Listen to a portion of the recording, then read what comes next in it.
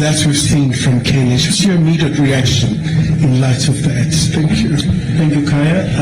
President Ruto will take that question, and President Ramaphosa will close off with the second question from earlier on. Thank you, Your Excellency.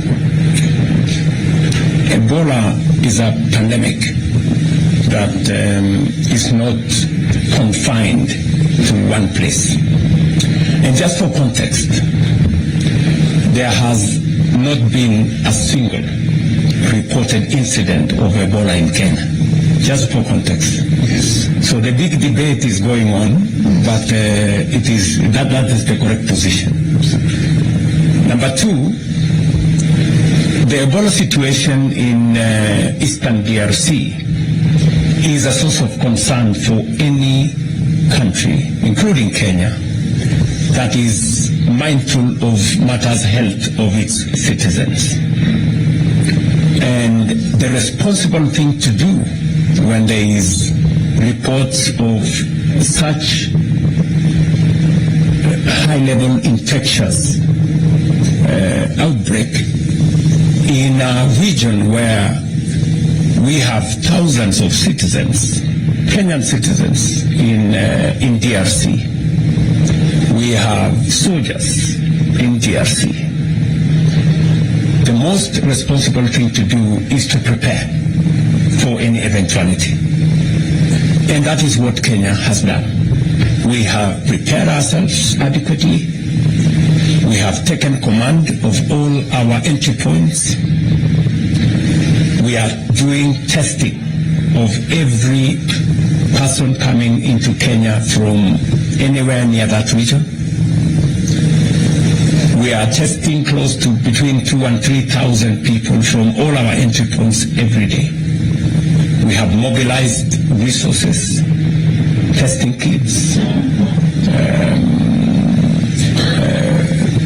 reagents, and all manner of people. We have trained thousands of staff, health staff, to be able to handle that situation. We have now isolation facilities, 23 of them across the country, in different parts of the country.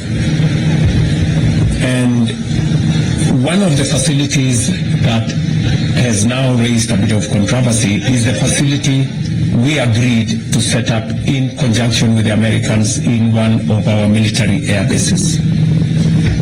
And why have we done that?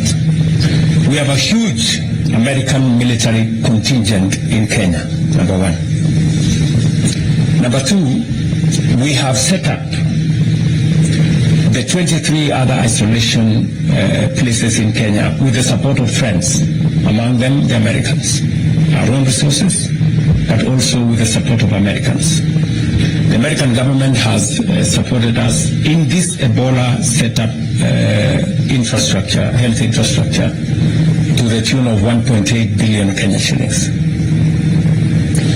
And they did make a request to us to, in the process of setting up all the other facilities, to also set up one where they can use in the event that their citizens, their soldiers, some of them in Kenya or from elsewhere, if they are in a situation, then they can use that facility.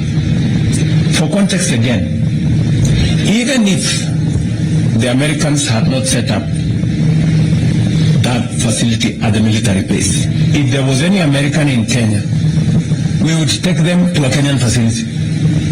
We would not throw them out, because the Constitution of Kenya tells us that we are responsible for the health of the citizens of Kenya, including those who are in Kenya at any one time.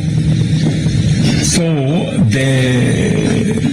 what you see as a debate in Kenya is lack of information. You know, people who may not have enough information to understand what we are doing. If we don't prepare and a situation occurs, we would have to answer much more difficult questions than the ones we are answering now. The questions we are answering now are simpler. They are easier. But if we were answering questions when people are sick and we haven't prepared enough, then we would be answering much more difficult questions. Where were you? What were you doing? What did you do? You know, there was a pandemic, we didn't do nothing. You know? What we are answering, the questions we are answering now is that we are prepared too much. And we are prepared for even our friends. And you see, I ask the people of my great country that the American people and government have been partners with us on matters health for close to 25, 30 years. PEPFAR and all the other funds. American resources, American taxpayers' resources have been used to support Kenyan health infrastructure. It would be most unfortunate if on one request by the Americans to set up a facility at their cost, we would refuse. We would look very inhuman, you know. So the debate here is not about whether to set it up or not. The debate is, are we doing the right thing? Are we not? And I can tell you without fear of any contradiction, and I can look at everybody in the eye, Kenyan, including yourself, and tell you we are doing the right thing. Mr. President? Well, thank you very much. Let me just comment on